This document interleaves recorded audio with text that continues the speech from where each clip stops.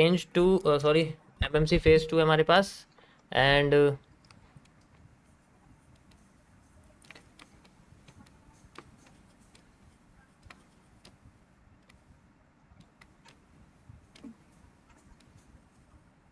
अच्छा, डिस्क्लेमर तो दे ही सकता हूँ ना मैं नए लोगों को, इतनी तो अलाउंस कर सकते हो आप।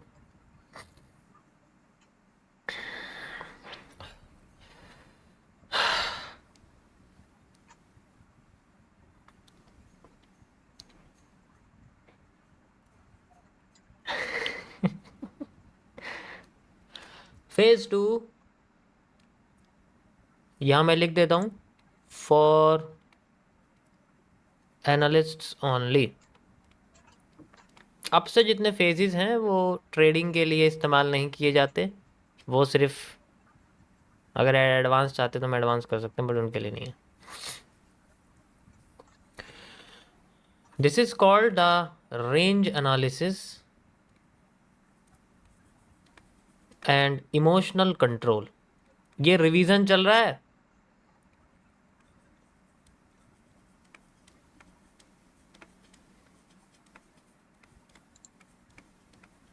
ठीक है, तो कल मैं आपको इमोशनल कंट्रोल के बारे में बताऊंगा, आज मैं आपको थोड़ा सा जो है रेंज एनालिसिस के बारे में बता देता हूँ। बड़ा आलसी है यार।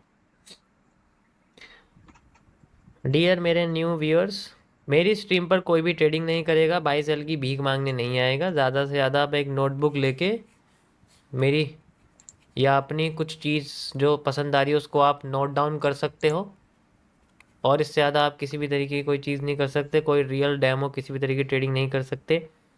किसी भी तरीके का stock, crypto, forex, option, premium की रिकमेंडेशन लेने ना आए, और अपने लॉस रिकवरी के लिए बिल्कुल ना बैठे यहाँ पर, जो आपने सुबह किसी और की स्ट्रीम पे बैठ के किया है या अभी करके आए हो। Thank you. तो रेंज एनालिसिस के बारे में हम लोग थोड़ी सी बात करते हैं, ये किस तरीके से होता है, हम इसको कैसे आइडेंटिफाई करते हैं वगैरह वगैरह, इसके बारे में हम लोग बात करेंगे। देखो होता क्या है कि जब हम लोग, हम यानी कि हम कौन, हम जब चार्ट को अच्छे से सॉल्व कर लेते हैं, एक अच्छे से सॉल्व कर लेते हैं, और हम लोग पता कर लेते हैं कि मार्केट की डायरेक्शन कहाँ है, कितनी आ सकती है, ठीक है, जो है कितनी आ सकती है, और वगैरह वगैरह जितनी भी चीज़ें हैं हमने उसके अंदर सारी की सारी लगा दी, और हमें चार्ट का एक स्ट्रक्चर पता लग चुका है। अब यहाँ पर जब पता लग जाता है तो अब आता है थोड़ा सा एडवांस लेवल। एडवांस लेवल ये होता है कि अब ये पता करना है कि जो मूव आएगा वो बेसिकली कितने टाइम में आएगा, द रेंज एनालिसिस। रेंज का मतलब ट्रेडिंग की, फाइनेंशियल की, मनी मार्केट की भाषा में टाइम को बोला गया है। ठीक है, अब यहां पर जो रेंज है वो टाइम बेस्ड एनालिसिस है, और इसके लिए हम लोग यूज करते हैं एक special type of time based Fibonacci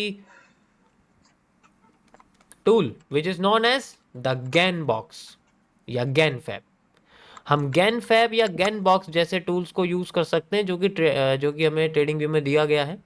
इसके ज़रिए हम लोग मार्केट में होने वाले रेंज के बारे में पता कर सकते हैं। ये बहुत ज़्यादा एडवांस्ड है और इसे समझने में बहुत टाइम लगता है, इसलिए ये ट्रेडिंग के लिए नहीं होता, ये एनालिसिस के लिए होता है। उन्हें ये पता करना पड़ता है कि भाई अगर मेरी इन्वेस्टमेंट, अगर मान लो मैं 1 महीने में पैसा नहीं बना पाता, और मेरी जो इन्वेस्टमेंट है इस स्टॉक की, इस पर्टिकुलर स्टॉक की, या फिर किसी और की इन्वेस्टमेंट जो है पर्टिकुलर स्टॉक पे जो लगाया गया, वो 6 महीने बाद जाके उतना रिटर्न देगी जितना हमने यहाँ कैलकुलेट किया है। कि मैंने सोचा कि मेरे सामने यहाँ पर 1 डे के टाइम फ्रेम में XYZ कोई भी स्टॉक का पीनट बना हुआ है, और वो पीनट का जो मूव है वो बेसिकली मेरे रेंज के हिसाब से निकल रहा है 6 महीने बाद, और उसमें प्रॉफिट निकल रहा है 12% का, एग्जाम्पल के लिए।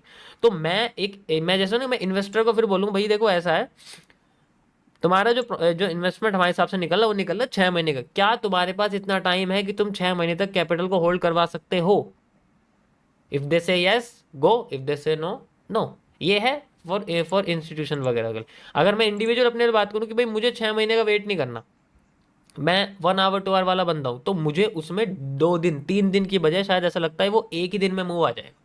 जैसा कि मूव तब क्रिएट होता है जब कोई सीपीआई डेटा रिलीज होता है, तो क्या होता है भाई, एक दिन का मूव वो 1 सेकंड में आ जाता है या 1 मिनट में आ जाता है। तो दिस इज कॉल्ड रेंज, कि बहुत ही सारा मूव बहुत ही कम टाइम में आ जाए, वो तो चलो कोई इवेंट की वजह से होता है। और अगर बहुत ही सारा मूव बहुत जल्दी ना आने की बजाय बहुत धीरे आए, वो भी रेंज एनालिसिस के अंदर आता है।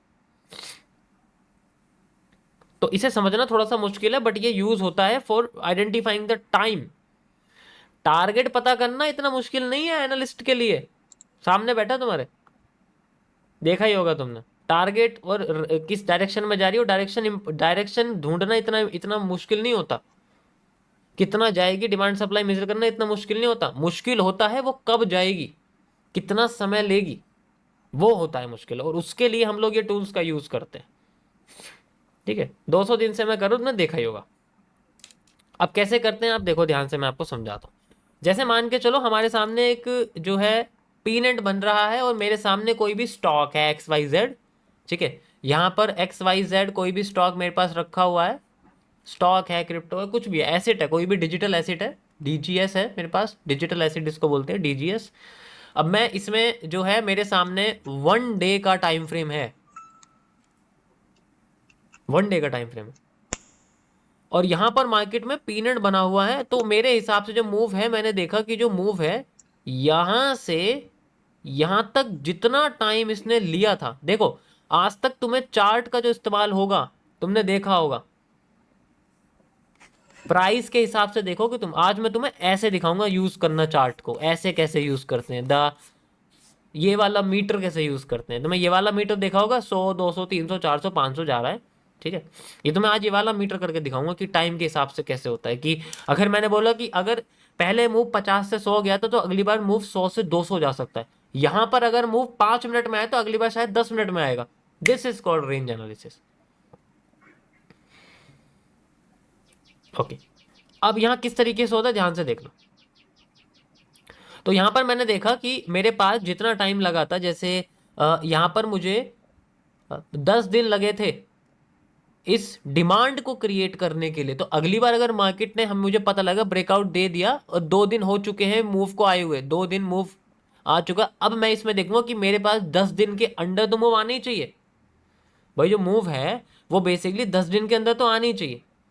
उससे कम भी अगर उससे जल्दी भी आ गया तब भी मेरे लिए फायदा। तो मेरे पास एक एवरेज दिन निकलेगा कि मेरे पास 10 दिन के अंदर मेरे पास जो डिमांड है वो आ सकती है, और उसकी 50% डिमांड 50% डे में, यानी कि 5 दिन में आ सकती है। तो 50% डिमांड 5 डेज में, 100% डिमांड 10 डेज में।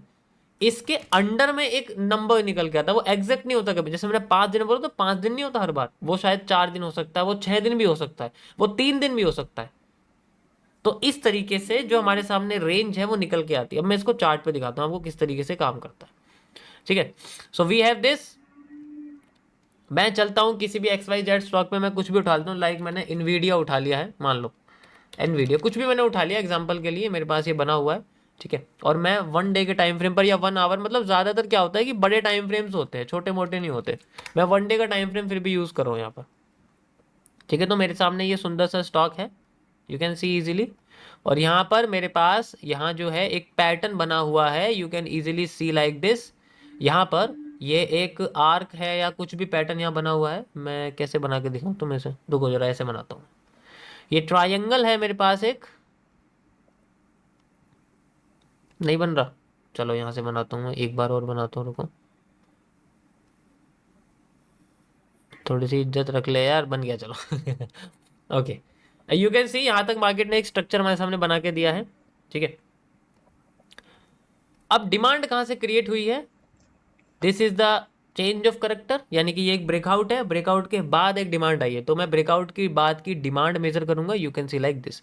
डिमांड आई यहाँ तक, दिस इज माई डिमांड, समझ आ गया, दिस इज द डिमांड। पहले मुझे पता लगी अब मैं डिमांड को मेजर करूंगा कि मेरे पास जो डिमांड है आफ्टर दिस मूव मुझे यहाँ तक देखने को मिलेगी। After the breakout, you can C after the breakout, आप देख सकते हो यहीं से डिमांड मेरी क्रिएट हुई है, यू कैन सी एग्जैक्ट यहाँ तक डिमांड मेरे पास आ गई। एनालिस्ट को पता रहता है मूव इतना तो आना है या 50% आना है। अब कब तक आएगा इसका आंसर मिलेगा हमें रेंज एनालिसिस के हिसाब से। तो मैं क्या करूंगा, जैसे ही मार्केट ने ब्रेकआउट दिया, जैसे कि यहाँ से ब्रेकआउट दिया इसका, यू कैन सी इजीली यहाँ से ब्रेकआउट दिया, तो यहाँ से नीचे मैं इसको मेजर करूंगा, यहाँ तक लगा दूंगा। ठीक है, अब ये मेरे सामने आ गया। अब मैं इसको मेजर करके देखूंगा कि कितना टाइम लगा मुझे इसको मार्केट को यहाँ तक लगाने में। इसके लिए मैं यूज करूंगा Gann box. You can see this is the Gann box, और यहाँ से लेके यहाँ तक जितना ये टाइम यहाँ तक गया, यू कैन सी पहले वाला जो टाइम लगा था मुझे यहाँ से लेके यहाँ तक, जितनी डिमांड क्रिएट करने में टाइम लगा था, उतना ही मैं area after the demand use करूंगा, and I will measure it from this area, and you can see 50% time में देखो एग्जैक्ट तो नहीं दिखेगा लेकिन कुछ हद तक दिखेगा। ये देखो 50% वाला एरिया, और इसी जगह पे मार्केट ने अपनी डिमांड जो पूरी कर ली, यानी कि उससे भी पहले करी है, उससे भी पहले करिए, शायद मूव बहुत फास्ट आया, इस वजह से जो जो डिमांड का मूव है वो आधा हो चुका है। तो कहने का मतलब ये है कि जो एक प्रिडिक्शन होती है कि मेरे पास इतने टाइम में मूव आएगा, वो हमेशा एक ज़्यादा की होती है। जैसे होता है ना कि खाना कम नहीं होना चाहिए, बेशक ज़्यादा हो जाए, ये वही वाली चीज़ है कि यहाँ पर टाइम थोड़ा ज़्यादा हो जाना चाहिए लेकिन कम नहीं होना चाहिए। तो इसी वजह से वो एवरेज आता। अब इसका आधा मूव आया, तो इसके बाद फिर सप्लाई को मेजर करते हैं कि शायद सप्लाई पहले ज़्यादा आई थी तो इस बार और भी जल्दी आ जाएगी। वो तो चलो एक एक वेव चलती रहती है कि अगर सप्लाई डबल है तो शायद आगे जाके सप्लाई भी आधी हो जाएगी, वो भी आधे टाइम में आ जाएगी। तो आप खुद देख भी सकते हो, सप्लाई धीरे धीरे आ रही थी, यहाँ सप्लाई बहुत फास्ट आई है और उससे ज़्यादा आई है, तो यहाँ पर भी सप्लाई के टाइम में फ़र्क पड़ गया, वो भी आधी होगी, मेजर करके देखेंगे तो आधी आएगी। तो ऐसी चीज़ों के लिए हम लोग रेंज एनालिसिस का यूज़ करते हैं कि कितने समय में हमें एक इन्वेस्टमेंट मिलेगी। देखो जो म्यूचुअल फंड्स में, जो पीएफ में, प्रूडेंशियल फंड्स में जितने भी फंड्स हैं, उनके अंदर जो आपके सामने एक एपीआर निकल के आता है ना, या एपीआई, एपीआई जो निकल के आता है वो कहाँ से आता है? वो ये इन्हीं सब चीज़ों से निकाल के देते हैं वो। उनके पास ये जो सारी चीज़ें हैं, ये सारी चीज़ें कैलकुलेट करके वो एक एवरेज बताते हैं कि हमारे इतने टर्म में इतनी परसेंटेज आ सकती, और वो बेसिकली बहुत कम दिखाते हैं,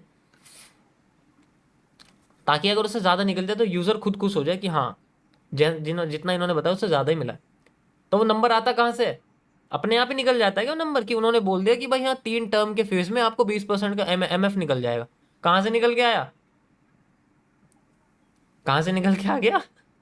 ऐसे आता है, वो इस तरीके से मेजर करते हैं। तो ये जो टूल्स हैं, ये बेसिकली जो टूल्स हैं, ये इनके लिए इस्तेमाल किए जाते हैं कि एक रेंज एनालिसिस, ताकि एक एक जो है एक एपीआर, या फिर कह सकते हो कि एक आइडिया हो जाए कि किस टाइम तक डिमांड पूरी, 20% की डिमांड 2 साल में पूरी हो रही है, इसका मतलब वो भी तो रेंज एनालिसिस यूज कर रहे हैं।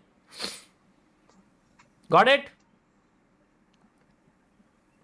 This is called the time based analysis. जिनको सप्लाई डिमांड पता है उन्हीं को समझ में आएगा, इसलिए डे वन वालों के सर के ऊपर से जाएगा, ये मैं जानता हूं। फेवर में मूव आना इज नॉट, वो कोई इतना मुश्किल काम नहीं है, कब आना वो मुश्किल काम है। Got it?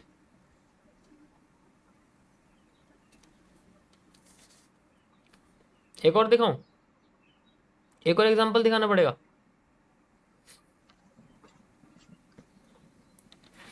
ओके दिखाता हूं।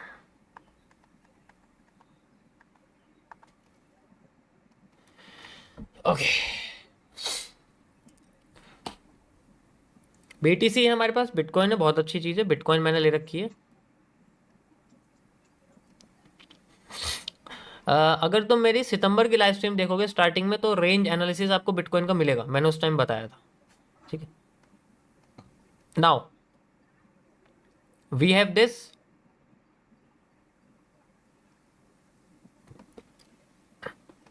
a parallel channel, okay, also known as the descending flag।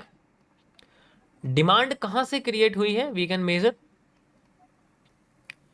Okay, सो हमारी जो डिमांड है वो बेसिकली यहां से मेजर हुई है, you can easily select this, ये यहां से क्रिएट हुई है, बाकी सारा हिस्सा स्ट्रेट है, देख सकते हो, बाकी सारा हिस्सा बॉटम से मिल चुका है। तो ये डिमांड का एरिया, यहाँ से डिमांड हमारी क्रिएट हुई है, तो मैं यहाँ से डिमांड क्रिएट करता हूँ, यहाँ से लेके यहाँ तक की demand after the breakout of bottom, या फिर आप ये भी कह सकते हो यहाँ से मैं डिमांड क्रिएट कर सकता हूँ। कहाँ से? You can see like this. ठीक है, ये एक ब्रेकआउट है, and I will moving like this, यहाँ से डिमांड क्रिएट हुई है।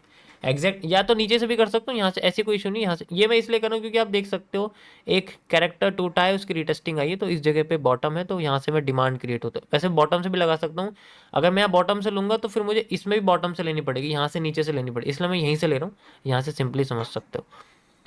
दिस इज द एरिया जहाँ से मुझे लगता है कि मार्केट मुझे रिवर्सल दे सकती है। और आपने देखा होगा वन डे के टाइम, 1 वीक के टाइम फ्रेम पे मैं, और भाई 1 वीक के टाइम फ्रेम पे मैंने एनालिसिस करने रखा है इसका, देखा होगा तुमने पुराना, दिखाता हूँ मेरे को, ऐसे नहीं मानने वाले।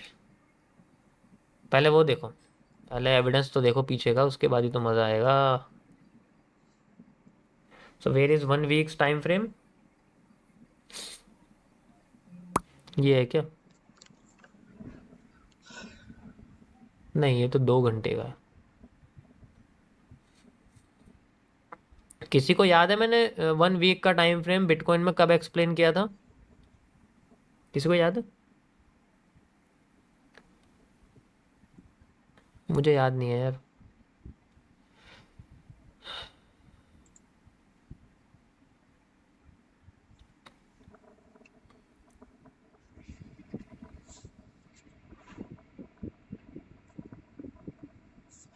वो था शायद इससे ऊपर ही, सही कह रहे हो तुम बिल्कुल। नहीं करा शायद मैंने।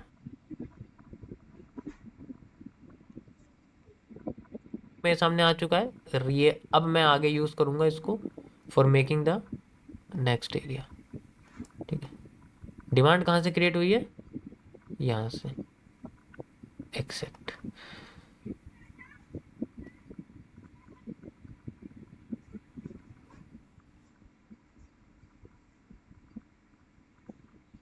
Target within a period of time.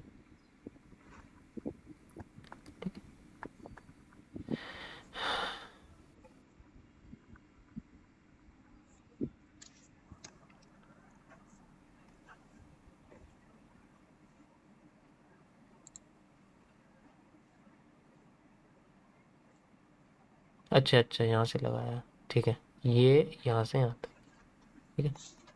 Okay, so you can C nearest 50% level पे मार्केट ने, यानी कि कह सकते हो कि और भी जल्दी, जैसे वीडियो में करा था सेम टू सेम उस तरीके से, और भी जल्दी मार्केट ने अपने आप को जो रिकवर करा, यानी कि fast move create a slow movement. अब मैं आगे की नहीं बताऊंगा इसमें क्या है, अभी तुम ये समझ लो, क्योंकि वो लाइव एनालिसिस हो जाएगा, मैं तुम्हें टॉपिक समझा रहा हूँ, मुझे नया नहीं बताना। ठीक है, तो सिंपली देख सकते हो, अब इसमें मूव आता हो गया तो सप्लाई पे फर्क पड़ेगा, सप्लाई भी जल्दी आने की कोशिश करेगी, क्योंकि देखो यहाँ सप्लाई भी स्लो आ रही है, सप्लाई भी जल्दी आने की कोशिश करेगी, और सप्लाई का मूव भी हमें आधे से भी और कम दिखेगा।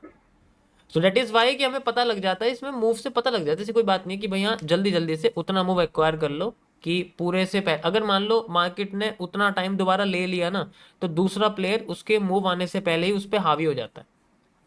इसके अंदर भी बहुत सारी कॉम्प्लेक्सिटी है कि कभी कभी क्या होता है कि जो मूव है वो लेट कभी नहीं आएगा, अगर वो लेट आ रहा है इसका मतलब वो पावरफुल नहीं है, जैसे कि सेलिंग के साथ हुआ। इसीलिए रेंज एनालिसिस बताता है कि जब मार्केट स्लो चलती है तो उसमें स्लो वाले चार्ट का जो मूव है वो कभी नहीं होता। जैसे अगर मान लो मार्केट ऊपर जा रही है और एकदम से स्लो मूवमेंट सेल साइड की, लेकिन वो फ्लैग है, तो फ्लैग हमेशा मार्केट को ज़्यादातर केस में नीचे नहीं करेगा, वो मार्केट को ऊपर ही करता है, क्योंकि स्लो मूवमेंट हमेशा डोमिनेट होती है फास्ट से। अब ये जितनी देर तक होगी उतना ज़्यादा दूसरा प्लेयर हावी होने की कोशिश करेगा, क्योंकि वो खुद फास्ट में है, तो आगे भी फास्ट क्रिएट करेगा। अब कितने टाइम तक करेगा वो हम यहाँ से मेजर कर सकते हैं। Got it? सुनने में तो बड़ा मज़ा आ रहा है, जब करेंगे जब पता लगेगा। बट फिर भी चलो, मैंने तुम्हें जितना हो सकता था उस हिसाब से बताया है, बाकी तो प्रैक्टिस है। सो ये है गाइज आपका range analysis, it is use only for analysing markets duration of getting the same target within a period of time.